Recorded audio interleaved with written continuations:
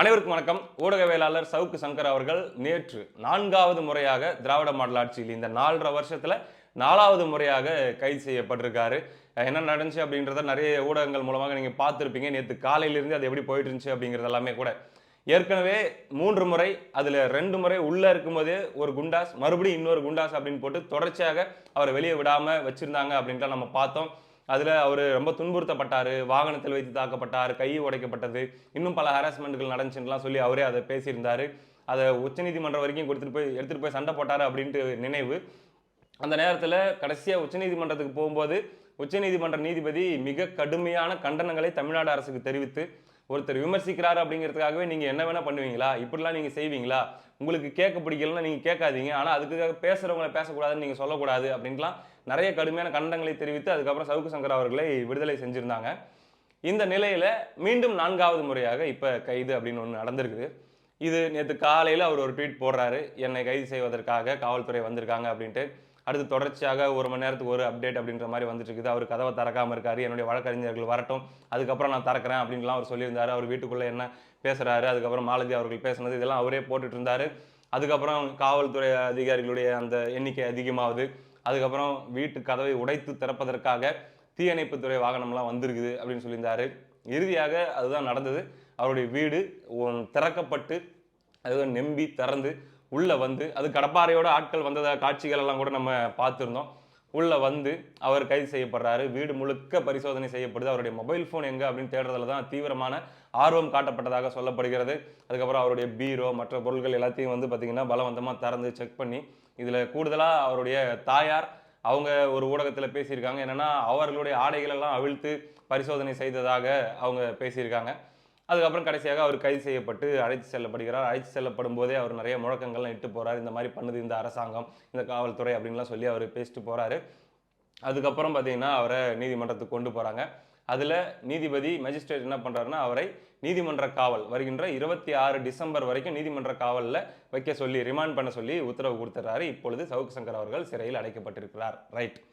இந்த சூழல்ல இந்த கைதை எப்படி பார்க்கணும் அப்படிங்கிற ஒரு விஷயம் பார்க்கப்படுது. சரி, இந்த கைது எந்த புகாரின் பேரில் நடந்தது அப்படின்னா, ஒரு பட தயாரிப்பு நிறுவனத்தை இவர் பணம் கேட்டு மிரட்டினார், பிளாக்மெயில் பண்ணார் அப்படின்ற ஒரு குற்றச்சாட்டின் பேர்ல தான் அது நடந்திருக்கு. அதுக்கு போக அவருடைய கூட வேலை செய்யறவங்களுடைய அக்கௌண்ட்ல ஒரு 90,000, அதுக்கப்புறம் ஒரு 4,000 பணத்தை அனுப்புனதுக்கான ஜிபே, ஒரு 2 நாளைக்கு முன்னாடி பணம் அனுப்பியிருக்காங்கன்னு சொல்லி ஜிபேல அது ஒரு ஸ்கிரீன்ஷாட் இதெல்லாம் காட்டப்பட்டுச்சு.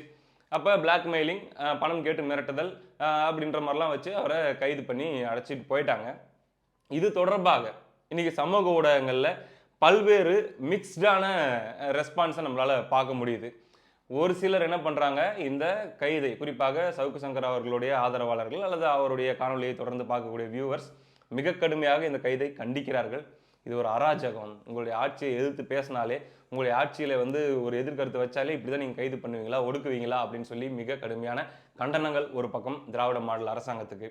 2வது, எதிர்க்கட்சியை சார்ந்தவர்கள் ஐயா நயினார் நாகேந்திரன் அவர்கள் அறிக்கை விட்டிருந்தாங்க. அது போக அதிமுகலேருந்து அறிக்கை விட்டிருந்தாங்க. அதிமுகவில் இருக்கக்கூடிய மற்ற தலைவர்கள் அல்லது வந்து நிர்வாகிகள்லாம் அதை பற்றி பேசிட்டு இருக்கிறாங்க. சிங்கை ராமச்சந்திரன் அவர்கள் பேசியிருக்காரு. கோவை சத்யன் அவர்கள் ஒரு ட்வீட் போட்டிருக்காரு. என்ன போட்டிருக்காருன்னா, ஸ்டாலின் அவர்களுடைய ஜிபே நம்பரும் உதயநிதி அவர்களுடைய ஜிபே நம்பரும் இருந்தால் கொடுங்க, நான் 1,00,000 ரூபா அனுப்பிச்சி விட்றேன். அதுக்கப்புறம் வந்து பார்த்தீங்கன்னா அவர் பணம் வாங்கிட்டாங்க அப்படின்னு சொல்லி அவங்களை கைது பண்ண முடியுமா அப்படிங்கிற மாதிரியான ஒரு விஷயத்த கோவை சத்யன் அவர்கள் அவருடைய ட்வீட்டில் போட்டிருந்தாரு. அப்படி இந்த கைது பல்வேறு விஷயங்களை ஏற்படுத்தியிருக்கு. சரி, ஏன் 6 மணி நேரம் அவர் உள்ள விடாம வச்சுக்கிட்டு அதை ஏன் அப்படி பண்ணாரு? முதல்ல வந்து அவங்க என்னன்னு சொல்லி கதவை திறந்து அவங்ககிட்ட பேசி, என்ன கொண்டு வந்திருக்கீங்க, உங்களுடைய அந்த அரெஸ்ட் பண்றதுக்கான ஆர்டர் இருந்தால் காட்டுங்க அப்படின்ட்டுலாம் அவர் அதை ஒத்துழைப்பு கொடுத்துருக்கலாமே அப்படின்னு கேட்குறாங்க. 2 வகையா இது பார்க்கப்படுது. என்ன அப்படின்னா, வழக்கறிஞர்கள் வரணும் அப்படின்றதுக்கு வெயிட் பண்றதுக்காக தான் அவர் அவ்வளவு நேரம் டிலே பண்ணாருன்னு சொல்லப்பட்டாலுமே, நமக்கு தெரிஞ்ச வரைக்கும், நம்ம விசாரிச்ச வரைக்கும் என்னன்னா, அந்த கைதை அவாய்ட் பண்றதுக்காக அவர் ட்ரை பண்ணியிருக்காரு. அந்த அந்த 5-6 ஹவர்ஸ் வந்து அந்த கைதை அவாய்ட் பண்றதுக்கான சட்ட ரீதியான முயற்சிகள் அல்லது வந்து வேறு சில முயற்சிகள் அவர் பண்ணாரு. ஆனா அது பலனளிக்கவில்லை அப்படின்ற ஒரு செய்தியை நம்ம கேள்விப்படுறோம். 2வதாக, அது ஒரு அப்டேட்டா வர வர வர அது மிகப்பெரிய பேசு பொருள் ஆகும், மக்கள் கவனத்துக்கு போகும். ஸோ மக்கள் சப்போர்ட் நமக்கு வேணும் அப்படின்றதுக்காக தான் அதை வந்து அவர் அவ்வளவு தூரம் வந்து அதை இழுத்து அதை மக்கள் காட்சிப்படுத்தினாரு அப்படிங்கிற விஷயத்தையும் நம்ம பார்க்குறோம். ரைட். இப்போ கண்டனம் வருது அப்படிங்கிறத பார்த்துட்டோம். கண்டனம் மட்டும்தான் வருது அப்படின்னா இல்லை, வரவேற்பு வருது அந்த கைதுக்கு. யார் சைட்ல இருந்து யாரெல்லாம் சவுக்கு சங்கர் அவர்களால் பாதிக்கப்பட்டிருந்தார்களோ, பாதிக்கப்பட்டவர்கள் அப்படின்னா என்ன, அரசியல் கட்சிகள் மட்டுமா அப்படின்னா அரசியல் கட்சிகள் மட்டும் அல்ல. இப்போ அரசியல் கட்சியை சார்ந்தவர்கள் அந்த வரவேற்பை, அந்த கைதை கொண்டாடுகிறவர்கள், வரவேற்கிறவர்கள் இருக்கிறாங்க. அப்படித்தான் உனக்கு ஆகணும், ஆகட்டும் அப்படின்னு சொல்லி தாவேக்காவை சார்ந்த நண்பர்கள் நிறைய பேருடைய பதிவுகள் பார்க்க முடியுது. அதே தாவேக்காவில் இன்னும் சில நண்பர்கள் வந்து இல்லை 1000 முரண்பாடுகள் இருந்தாலும் ஸ்டாலின் அரசு செய்கிறது தப்பு அப்படின்னு பேசுறதையும் நம்மளால பார்க்க முடியுது. அது போக மற்ற கட்சிகளுடைய சில ஆதரவாளர்கள் அவங்களும் வந்து இந்த கைதியை வரவேற்கிறாங்க. வேற யார் வரவேற்க வாய்ப்பு இருக்குது அப்படின்னா, சவுக்கு சங்கர் அவர்களுடைய வீடியோக்களால் பாதிக்கப்பட்டவர்கள். இன்ஃபர்மேஷன் அப்படின்ற பேரில் இப்போ ஒரு சோர்ஸ்லேருந்து ஒரு தகவல் வருது அப்படின்னா நம்ம அதை வெரிஃபை பண்ணுறோம், அல்லது இப்படி ஒரு தகவல் வந்திருக்கு அப்படின்னு சொல்லி பேசிடுறோம்னாலுமே கூட அது எல்லா நேரங்களிலும் உண்மையாக தான் இருக்கணும் அப்படின்ற அவசியம் இல்லை. அப்படி இருக்கக்கூடிய சூழலில் அவருடைய வீடியோக்கள் மூலமாக தவறான செய்தியை ஒரு சில நபர்களை பற்றி பேசினதாகட்டும், அல்லது வந்து பேசியிருந்தால், செய்திகளை சொல்லியிருந்தால், இவர் இப்படி பண்ணிட்டார் அப்படி பண்ணிட்டார், அல்லது ட்ரக் வச்சிருந்தார் அப்படின்லாம் சிலரை பற்றி பேசினதுனால தனிப்பட்ட முறையில் அதனால் பாதிக்கப்பட்டு மன உளைச்சல் அடைஞ்சவங்க இருப்பாங்க இல்லையா, அவங்கெல்லாம் இந்த கைதை வரவேற்கிறாங்க. அந்தந்த வழி அவங்களுக்கு வந்தால் தான் தெரியும், அப்படி தான் நடக்கணும் அப்படின்னு சொல்லி வரவேற்கிறவங்க இருக்காங்க. முதல்ல கண்டனத்தை பார்த்துட்டோம், வரவேற்பை பார்த்துட்டோம். அடுத்து தவிர்க்க முடியாதது தான் இந்த கைது அப்படின்னு சொல்லி பேசக்கூடியவங்க இருக்காங்க. அதாவது இவங்களுக்கு வந்து ரெண்டு ஸ்டாண்டுமே இல்லை. என்ன சொல்றாங்க அப்படின்னா, அதாவது விமர்சனம், ஆட்சி மீதான குறை, கடுமையான விமர்சனம்னா எல்லா விஷயத்துக்கும் யார் பொறுப்போ அவங்கள தான் விமர்சிச்சிருக்கணும். யாரை ஓட்டு போட்டு நம்ம தேர்ந்தெடுத்தோமோ அவங்கள தான் எவ்வளோ வேணால் நம்ம கேள்வி கேட்கலாம், அவங்கள தான் விமர்சிக்கலாம். மாறாக வந்து இவர் நிறைய தனி மனித பகையை உருவாக்கி கொண்டார் அதிகாரிகள் மட்டத்தில்.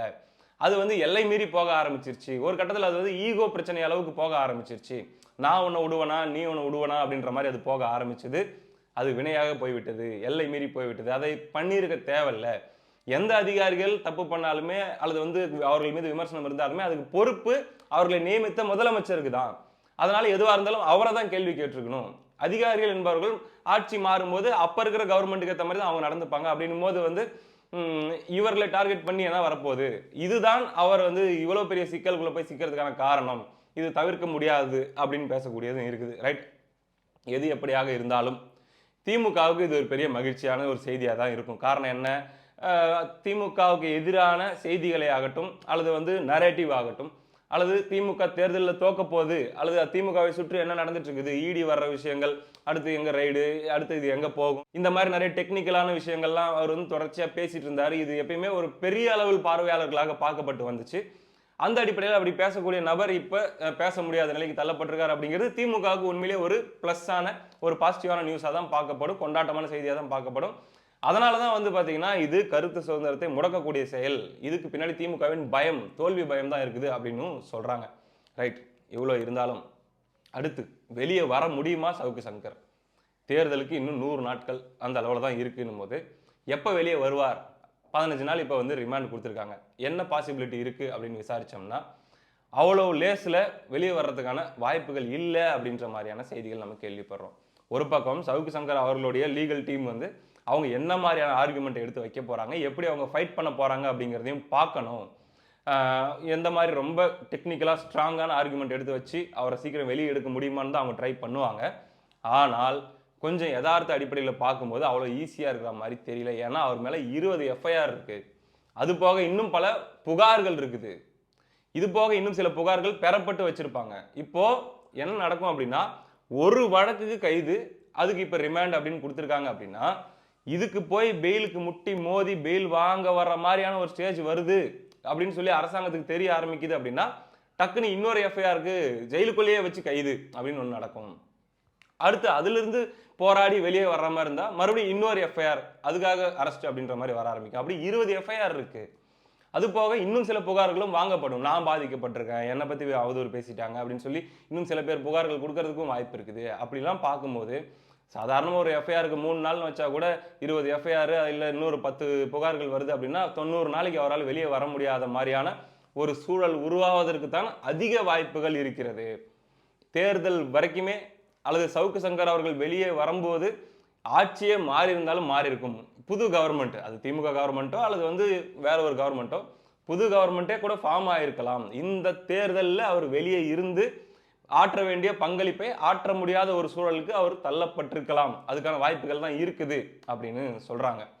இதனால தான் என்ன சொல்றாங்கன்னா, அவருடைய நலம் விரும்பிகள் கூட அவர் கவனமாக ப்ளே பண்ணியிருக்கணும். விமர்சனமா எதுவாக இருந்தாலும் கொஞ்சம் டெக்னிக்கலாக அவர் பிளான் பண்ணி வச்சிருந்துருக்கணும். அது ஒரு கட்டத்தில் தனி மனித பகையா அதிகாரிகள் மேலே போகிற அளவுக்கு போனது பாருங்க. இப்போ என்ன போச்சு, யாருக்கு நஷ்டம்? அவருக்கு நஷ்டம். அவர் இங்க இருந்து அவர் பேசிட்டு இருக்கிறது மூலமாக மக்கள் மத்தியில ஆட்சி மாற்றத்துக்கான இன்னொரு ஒரு கூடுதலான ஒரு ஒரு சப்போர்ட் இருந்திருக்கும். அதுவும் இல்லாம போச்சு இல்ல. அதை ஏன் அவர் கெடுத்துக்கிட்டாரு அப்படின்ற மாதிரியான பார்வையில நலம் விரும்பிகளாக இருக்கக்கூடியவங்களும் இந்த ஒரு பாயிண்டை எடுத்து வைக்கிறாங்க. இப்படிலாம் இதுல இருக்குதுங்க. இதுதான் சட்ட நிலவரங்கள். இது போக வந்து பாத்தீங்கன்னா அவங்க ஸ்பெஷல் லீவ் பெட்டிஷன் அப்படின்னு சொல்லி ட்ரை பண்ணாங்க சவுக்கு சங்கர் அவர்கள் சைட்ல இருந்து உயர்நீதிமன்றத்தில் கைதுக்கு முன்னாடியே நேற்று.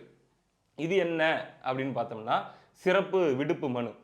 இது மூலமாக அவங்க என்ன ட்ரை பண்றாங்கன்னா இந்த ஒட்டுமொத்த இந்த ஆட்சியில சவுக்கு சங்கர் அவர்கள் மீது என்ன மாதிரியான ஹராஸ்மெண்ட்லாம் நடத்தப்பட்டுச்சு, என்ன மாதிரியான தாக்குதல்லாம் நடத்தப்பட்டுச்சு, எப்படி குண்டாஸ் போடப்பட்டுச்சு, எல்லா விஷயங்களுமே அவங்க வந்து எடுத்து வச்சு நீதிபதிகள் முன்னாடி வச்சு இது சரியா, இது நியாயமா அப்படின்னு சொல்லி நீங்களே இதுக்கு ஒரு உத்தரவு கொடுங்க, நீங்களே இதுக்கு ஒரு சொல்யூஷன் சொல்லுங்க அப்படின்னு சொல்லி நீதிமன்றத்தை நாடுவதற்கான வாய்ப்பு அவங்க முயற்சி பண்ணாங்க. ஆனா இப்போ ஆல்ரெடி அது இப்போ ரிமாண்டுக்குள்ள போயிட்டதுனால எங்க கீழமை நீதிமன்றத்தில் அவர் ரிமாண்ட் பண்ணிட்டதுனால இதுக்கு மேல உயர் நீதிமன்றத்தில் இந்த பெட்டிஷன் வரும்போது அவங்க என்ன சொல்லிடுவாங்கன்னா நீங்க மறுபடியும் கீழே இருந்து வாங்கன்னு சொல்லிடுவாங்க.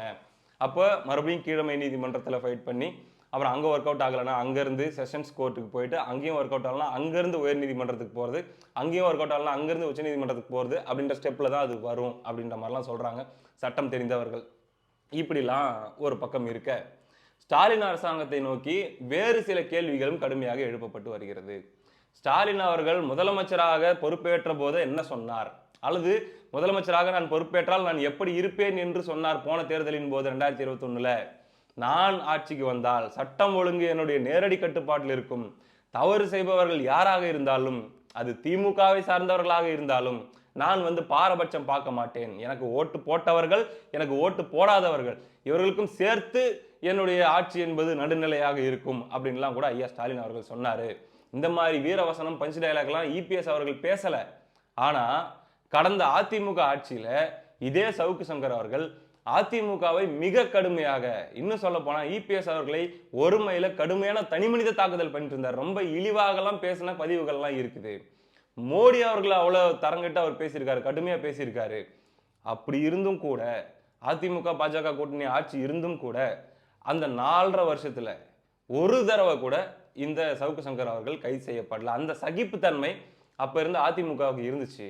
ஆனா திமுகவுடைய இன்செக்யூரிட்டி, அவர்களுக்கு அச்ச உணர்வு, யாருன்னா பேசினாலே நம்ம அன்பாப்புலர் ஆயிடுவோம் அப்படிங்கிற அச்ச உணர்வு இப்படியான நகர்வுகளை நோக்கி தள்ளி இருக்குது. 4வது முறையாக கைது செய்யப்பட்டிருக்காரு அப்படின்னு சொல்லப்படுது. இது போக ஐயா ஸ்டாலின் அவர்கள் மீது வைக்கப்படுற கேள்வி, நீங்க இப்படிதான் சொன்னீங்க இல்ல யார் தப்பு பண்ணாலும் நடவடிக்கை எடுப்பேன்ட்டு. இப்போ சவுக்கு சங்கர் பேசிட்டாரு அல்லது வந்து ஏதோ பண்ணிட்டாருன்னு சொல்லி அவரை அரெஸ்ட் பண்ணியிருக்கிறீங்க. முக்தார் அவர்கள் மீது இதே போன வாரத்தில் எத்தனை பேர் வந்து புகார் கொடுத்தாங்க. சரத்குமார் அவர்கள் அறிக்கை விட்டிருந்தாரு, நயினார் நாகேந்திரன் அவர்கள் அறிக்கை விட்டிருந்தார். எதுக்கு? காமராசரை பற்றி, பெருந்தலைவர் காமராசரை பற்றி தவறாக அவதூறாக பேசிவிட்டார் அப்படின்னு சொல்லி தென் மாவட்டங்கள்லாம் இன்னும் கடுமையான அழுத்தங்கள் அதுக்கெல்லாம் உருவாயிட்டு இருந்துச்சு. அவ்வளோ பெரிய ஒரு டைட்டான ஒரு சுச்சுவேஷன் உருவாச்சு. அவ்வளோ அழுத்தங்கள் வந்தும் அவ்வளோ புகார்கள் வந்தும் ஏன் முக்தார் மீது எந்த நடவடிக்கை எடுக்கப்படவில்லை? இது முதல் முறையா முக்தார் அவர்கள் மீது புகார்கள் வருவது? இந்த 4 ஆண்டுகள்ல எத்தனை பேரை தனிப்பட்ட முறையில் தவறான தகவல்களை சொல்லி அவர் கேவலப்படுத்தியிருக்கிறார், பர்சனல் லைஃப் பத்தி இழிவுபடுத்தி பேசியிருக்கார், தப்பான உறவுகளை அவர் வந்து கிரியேட் பண்ணி பேசியிருக்கார். எவ்வளோ விஷயங்கள் முக்தார் மீது இருந்தது. ஆனால் ஒரு நடவடிக்கையாவது பாய்ந்ததா? இல்லையே. அப்படின்னும் போது ஏன் இந்த பாரபட்சம்? அப்ப முக்தாருக்கு ஒரு நியாயம், சவுக்கு சங்கருக்கு ஒரு நியாயமா அப்படின்ற ஒரு கேள்வி எழுப்பப்படுது.